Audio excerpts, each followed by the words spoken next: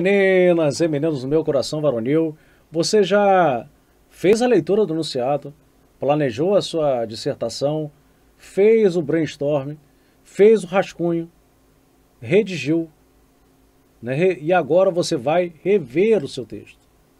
E a revisão ela compõe, compõe tanto da análise do conteúdo, né, se realmente você atendeu aos quesitos, como também a parte formal, né? Aí a gente envolve realmente análise ortográfica, morfossintática, de estruturação da sua dissertação. Vem com a gente. Aqui, vamos relembrar. A utilização do parágrafo. Lembre, um parágrafo para cada ideia. Recorda? Isso como regra. Excepcionalmente, essa regra pode ser quebrada. Não desenvolva mais de uma ideia central no mesmo parágrafo. Ah, isso aqui é impossível. Isso aqui eu quero que você olhe para mim e não perca essa sentença. É muito comum e às vezes vocês incorrem nesse erro. O examinador, ele é um cara cansado, porque ele trabalha, não é só corrigindo a sua prova, milhões de outras provas e mais. Ele também tem uma função. São professoras, professores. Então estão trabalhando durante o dia e à noite vem corrigir a sua prova. Então o que acontece? Ele quer buscar em cada parágrafo uma ideia central. Ele quer em cada parágrafo que você responda a um quesito. Só que imagina, você tem lá o estudo de caso, que são 45 linhas, serão provavelmente quesitos, quatro quesitos. Será que você vai tratar num quesito inteiro, num parágrafo só? Porque daria 10 linhas, né? 10 linhas para cada um, então bem provavelmente você pode quebrar.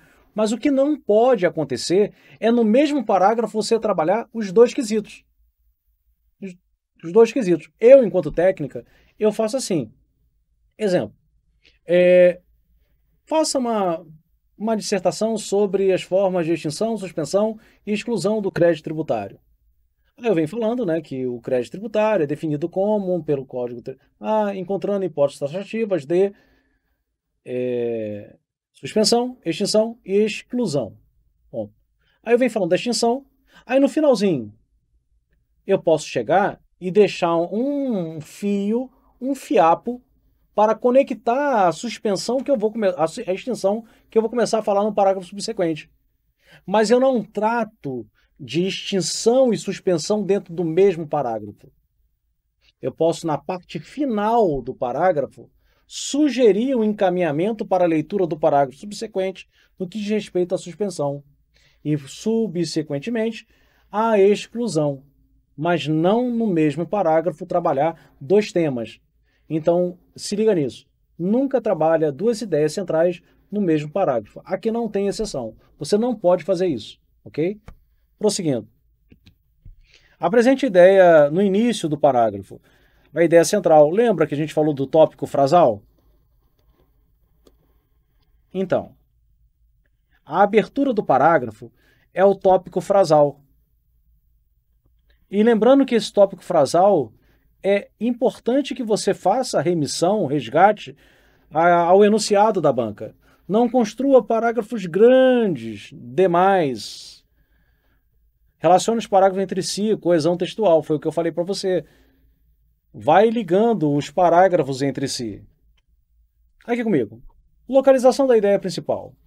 Existem três modelos clássicos de administração pública: patrimonialista, burocrática e gerencial. Na administração patrimonialista, o patrimônio do Estado confunde-se com o patrimônio soberano e os cargos são tidos como prebendas, sinecuras. A burocracia tem como característica a impessoalidade, o formalismo, a hierarquia funcional. Por fim, a administração gerencial prioriza a eficiência da administração, o aumento da qualidade dos serviços públicos e a redução dos custos. Há um modelo de administração pública em que o patrimônio confunde-se com o patrimônio do soberano e os cargos são tidos como prebendas. Existe um segundo modelo que tem como característica a impessoalidade, o formalismo. Por fim, o último modelo. O primeiro representa o patrimonialismo, o segundo a administração burocrática, o terceiro a administração gerencial. Qualidade do texto, convicção. Expõe os argumentos e conclusões sempre com firmeza. Não utilize expressões que denotem insegurança. Eu, por exemplo, analisando às vezes, corrigindo, né? Que a gente corrige os autos de infração, a gente lê os autos de infração dos amigos. E aí tava lá, SMJ. SMJ. SMJ quer dizer, salvo o melhor juízo.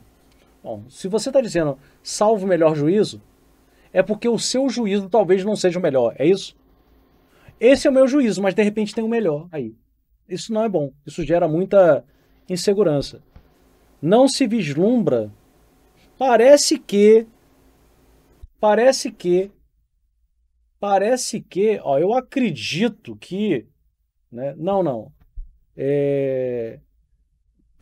Pensamos que, né? Acreditar passa uma insegurança, parece que transfere uma insegurança, salvo o melhor juízo.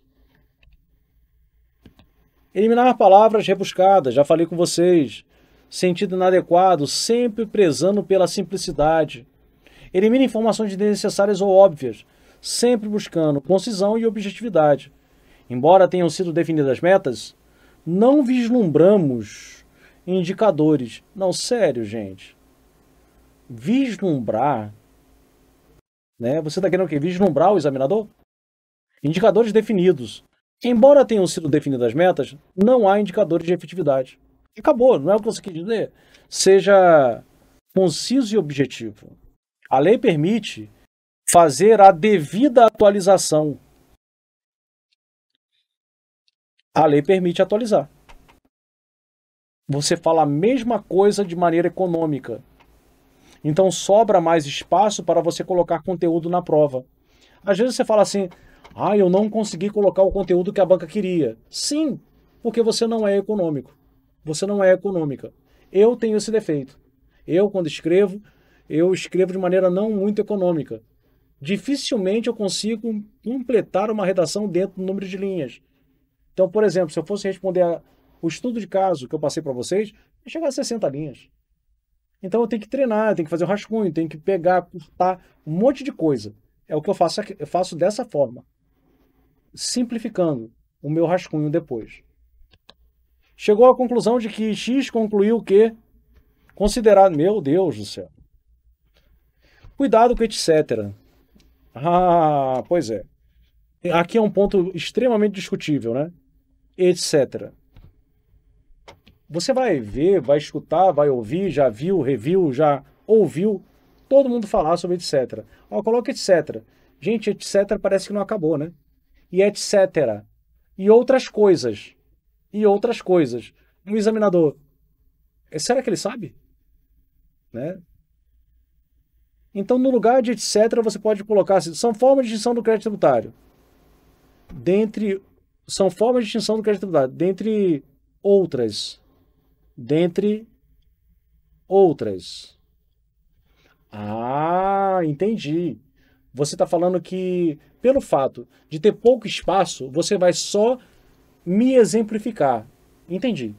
Não vou tirar seu ponto, não. Ou seja, você conhece outras formas. Você só vai listar. Aí você vem, pagamento, compensação, transação, etc. É diferente. O etc. passa para quem está lendo, tipo, eu acho que ele não sabe, não. Etc. Não sei o que, não sei o que, etc. Ou seja, é uma visão matizada. Sim, eu sei. Negativa. Nem sempre é muito correto falar isso. Mas vamos evitar? Pode ser? Professor, é porque você não gosta? Não, não é porque eu não gosto, é porque eu já li. Já li, né, professores que corrigem dizendo que não gostam do etc. E eu estou passando para você. Então acredita. Vem comigo. Cuidado com pleonasmo, repetições. Panorama. Bom, quando se faz um panorama, desculpa, é geral. Todos foram unânimes. Bom, se foram unânimes, claro que foram todos. A inflação reflete um aumento. Claro, né? Porque se fosse diminuição, seria deflação, não seria inflação. Uma outra coisa, eu erro direto, mas eu peço que vocês não errem. Muita gente coloca assim, regra geral. É regra geral? Você sabia que regra é geral? Eu mesmo erro direto. Se você pegar, por exemplo, escritos no meu livro, tem regra geral lá. E olha que eu apaguei um monte.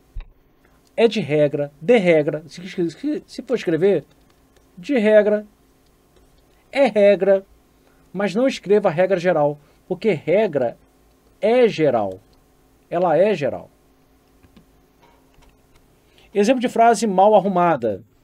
Ao lado do filho Rodrigo, Roberto Dinamite mostra a camisa que usou pela seleção brasileira na Copa do Mundo de 1978, na Argentina, que faz 15 anos hoje. Hã? Segue por aí. Quem está fazendo 15 anos hoje? É o filho ou é a camisa que ele usou? Como a Copa podia estar fazendo 15 anos em 2007? Ah, então é a Copa? Ou é o filho? Então, olha como fica um pouquinho melhor. Ao lado do filho, que faz 15 anos, Roberto mostra a camisa. Melhorou? Claro que melhorou. Porque agora você evita, a partir da arrumação da frase, você evita a ambiguidade. Esse cenário, como forma de alcançar maior eficiência, exigiu o surgimento do modelo gerencial. Esse cenário exigiu o surgimento do modelo gerencial como forma de alcançar maior eficiência na administração. Melhorou? Claro que melhorou. A readaptação será efetivada em cargo de atribuições afins. Respeitada a habilitação. O servidor exigirá... Meu Deus do céu! Olha como melhora. A readaptação será efetivada em cargo de atribuições afins. Respeitado o nível de escolaridade, habilitação e equivalência. Ponto. Na hipótese de inexistência de cargo vago, o servidor exercerá suas atribuições como excedente até a ocorrência da vaga. Melhorou? Claro que melhorou. Por isso que a fase de revisão, por isso que essa etapa é importantíssima para você. Erros de estilo. Acompanhe aí. As medidas econômicas que podem ser adotadas constituem as seguintes. Não entendi. O certo é, as seguintes medidas podem ser adotadas. O dirigente declarou que, o dossiê que, denunciava que, tudo que, é o chamado queísmo. O dirigente declarou que o dossiê apresentado denunciava que tudo estava errado. Ou seja, tiramos aqui 2 queis, né? Seria essa a solução do problema acima? Essa é a solução do problema acima. Vamos lá para um exemplo de um texto que não foi revisado.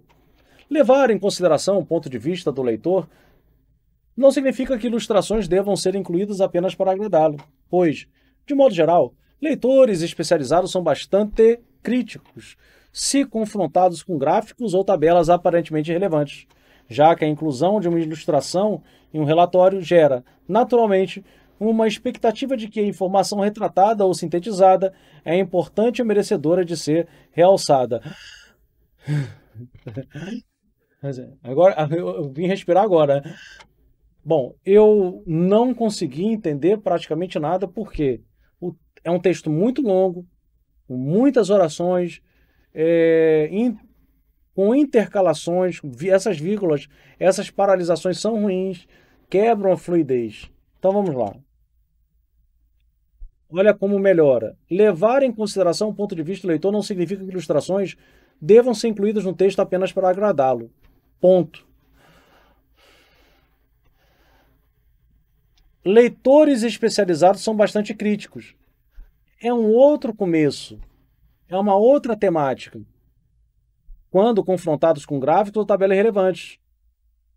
Pois a inclusão de uma ilustração em relatório gera neles a expectativa de que a informação retratada é importante e merece ser realçada. Basta a quebra no meio para o texto ficar mais inteligível, ficar mais de fácil compreensão. Simplicidade, clareza. Aqui retirado de arte de escrever bem. Segundo dados da Organização Mundial de Saúde, estima-se que 60% da população mundial não é fisicamente ativa o suficiente a fim de garantir os benefícios advindos da prática de exercícios físicos.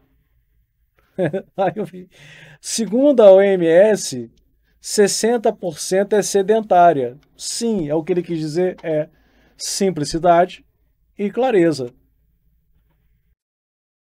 Cacofonias e repetições. O rigor do calor de Salvador causava mais pavor. O forte calor da capital baiana lhe causava pânico. Muito melhor, né? A verdadeira verdade da divagação do velho avivou-se devagar. A verdade do pensamento do velho surgiu lentamente. O estado do governador do estado era crítico após ele ter estado na manifestação. O estado do governador era crítico após a manifestação. Bom, e para que a gente possa fechar aqui, eu trago mais um exemplo de uma questão para você. Questão real. Essas questões que eu trago como exemplo são questões reais. Reais. A respeito dos métodos de imposto contra imposto, base contra base, direto subtrativo, direto aditivo, indireto subtrativo, defina cada um dos institutos. Esclareça a diferença entre eles. Indique qual é adotado pela legislação brasileira e dê exemplos de sua aplicação sobre os tributos respectivos. Tá bom para você? Aí você se depara com uma questão dessa, eu não sei para onde ir. Como escrever? Isso caiu, caiu. Mas como assim caiu para uma área tributária? Não, e não era nem área tributária. Isso aqui foi para Tribunal de Contas. E tem muito a ver com vocês, por quê? Por conta da não cumulatividade, que é inerente ao IPI e ao ICMS. Aqui, a questão é sobre o princípio da não cumulatividade. Bem provavelmente você não conheça esses métodos, porque é um estudo um pouco mais aprofundado em termos de conteúdo. Isso não está em livro de concurso público. Né? Não lembro de ter lido isso em Sabag ou Ricardo Alexandre. Vem comigo. Defina cada método. Bom, são métodos de quê, né? Da implementação do princípio da não cumulatividade, um corolário do princípio da neutralidade. Corta corolário e escreva sempre algo mais simples. Uma aplicação da neutralidade. E aí são os métodos. Quais são eles? São esses. Esclareça a diferença entre eles. Indique o método adotado pela legislação brasileira e dê exemplos. Então, para você sair bem, primeiro, definir. Segundo, esclarecer a diferença entre eles. Terceiro, qual é o que a legislação brasileira adota? E o quarto, dar exemplo. É uma questão extremamente difícil. Não é uma questão de Sebrasp, foi uma questão de... Não, foi uma questão da banca Sebrasp. O FCC, salvo engano. Há vários métodos de implementação da não cumulatividade, a fim de garantir a neutralidade. Há um brainstorm. O valor adicionado é calculado antes de calcular o imposto. Método direto. Qual é o método direto? A alíquota incide sobre o valor. Valor não calculado. Quando o valor adicionado, ele não está calculado. Método indireto. Então você pega a alíquota e incide sobre as parcelas do valor adicionado. Obtido pela soma dos valores agregados na produção. Salários, juros, aluguéis. É o método aditivo. 5 métodos de não cumulatividade. Aí vem aqui, ó. Eu apresento para você como funciona. Adota-se no Brasil imposto contra imposto. É o caso do ICMS e do IPI. Inclusive, você extrai a partir da leitura do texto constitucional nessas disposições. Aí eu dou um exemplo. O comerciante comprou por 100, revendeu por 200, a alíquota é 10%. Então, qual é o valor do imposto devido? Bom, quando ele compra por 100, ele comprou a mercadoria, você teve a aplicação de 10%, não foi? Olha aí. Então tem 10. 10 de quê? Vai gerar para ele um crédito. E ele vendeu, e ele vendeu por 200. Então ele teria que um débito do imposto de 20. Como é imposto contra imposto, princípio da não cumulatividade é o nosso método adotado na legislação brasileira para o IPI e para o ICMS, em que se aplica o princípio da não cumulatividade, a aplicação da neutralidade, chega no final de 10. Aí você faria um parágrafo de introdução, falando sobre a não cumulatividade, garante a neutralidade, falaria sobre a classificação, o método, tal, e a conclusão, a importância da não cumulatividade e neutralidade do imposto para a economia. E aí, fechou? Pois é, esperemos que não caia uma questão como essa, mas ela já foi objeto de prova. E aí, como que você se comportaria, não é isso? Pois é. E assim a gente fecha mais um bloquinho dentro do seu curso de técnica.